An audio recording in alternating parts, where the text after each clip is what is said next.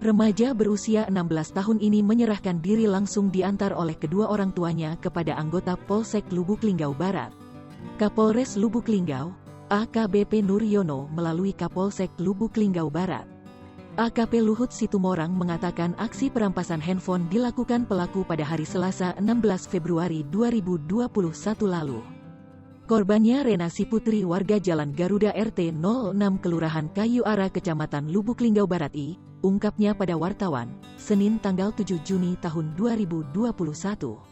Luhut mengungkap, kejadian bermula saat korban berada di lapangan kurma Masjid Agung As-Salam sedang duduk santai sambil memainkan handphone. Lalu teman pelaku Seta yang berada di belakang korban dengan jarak 3 meter langsung mendekati korban merampas handphone korban, ujarnya.